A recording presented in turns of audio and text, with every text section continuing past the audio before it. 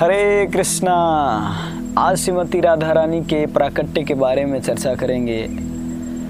इस पृथ्वी पर श्रीमती राधा रानी के आविर्भाव के बारे में भिन्न भिन्न शास्त्रों में भिन्न भिन्न प्रकार से वर्णन दिया गया है।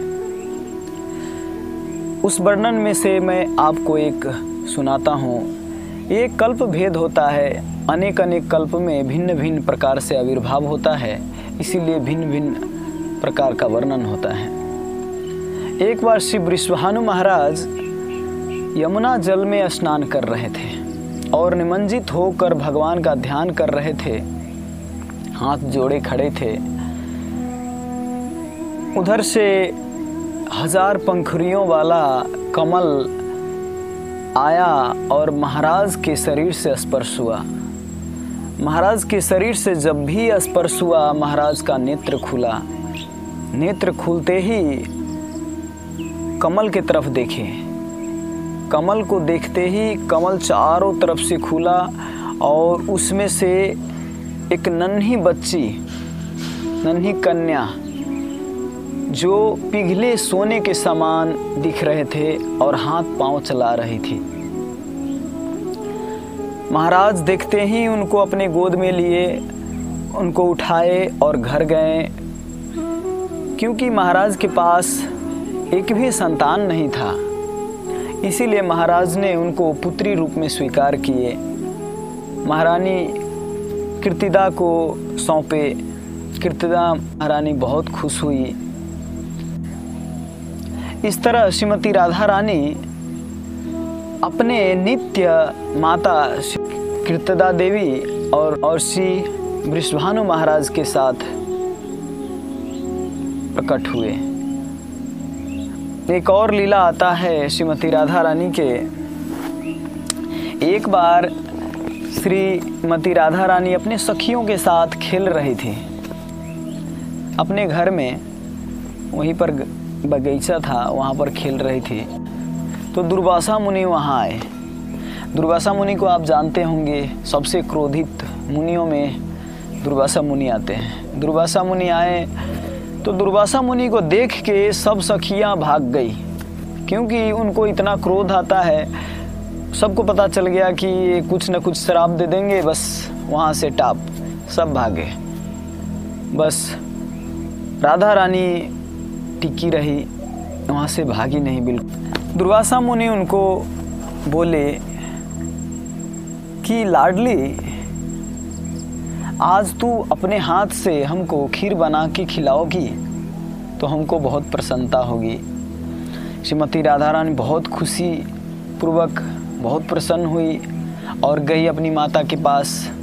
खीर का जो सामग्री होता है, तेजपत्ता, मिश्री, चावल, घी, जो भी दूध होता है, सामग्रियाँ सब व्यवस्था की करके उन्होंने खीर बनाना शुरुआत कर दी। अब स्वयं श्रीमती राधा रानी के हाथ से खीर बना हुआ कैसा खीर होगा आप सोच भी नहीं सकते, कल्पना भी नहीं कर सकते।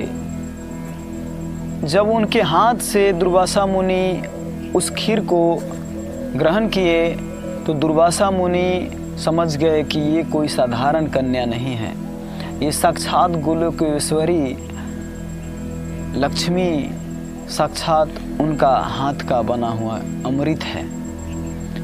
उन्होंने बहुत प्रसन्नता से श्रीमती राधा रानी को वरदान देने के लिए उत्सुक हो गए। लाली, मैं आज तुमको वरदान देता हूँ कि आज के बाद तू जो भी प्रसाद बनाएगी, जो भी पकवान बनाएगी, वह भिन्न भिन्न आइटम तुम बना पाओगी, एक जैसा नहीं होगी। और तुम्हारे हाथ का जो भी प्रसाद बना हुआ खाएगा वो बल, बुद्धि, विद्या,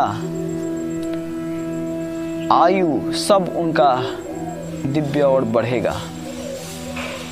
तो ये वरदान देके चले गए दुर्वासा जी।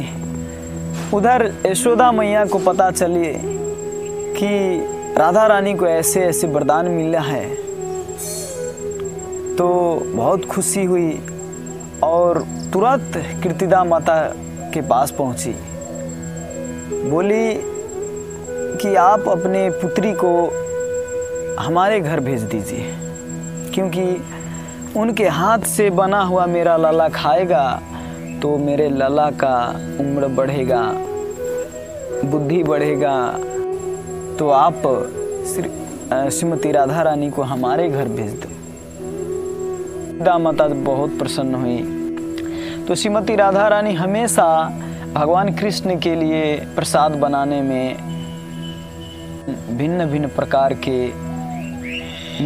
पकवान मिष्ठान बनाती रहती है और उनकी सेवा में लगी रहती है। तो राधा अष्टमी आ रहा है, इसी 4 तारीख को आप लोग भाग लीजिए, इस्कॉन मंदिर में जाइए। ज़्यादा वहाँ पे फेस्टिवल होता है, धूमधाम से होता है, आप अटेंड कीजिए और ज़्यादा से ज़्यादा माला जप कीजिए, क्योंकि श्रीमती राधा रानी हमेशा चाहती हैं भगवान श्री कृष्ण का सेवा हो। अगर आप सेवा करना चाहते हैं तो आप हरे कृष्णा महामंत्र जप कीजिए। हरे कृष्णा कृष्ण कृष्ण हरे हरे, हरे राम राम राम हरे हरे। अगर कोई ये सेवा हमेशा रखिए, आपका जीवन धन्य हो जाएगा और दूसरा कोई उपाय नहीं है। श्रीमती राधा रानी से हम प्रार्थना करें कि उनके चरणों में मति लगा रहे, कभी भौतिक विलास में, भोग विलास में कभी मन न जाए। हरे कृष्णा।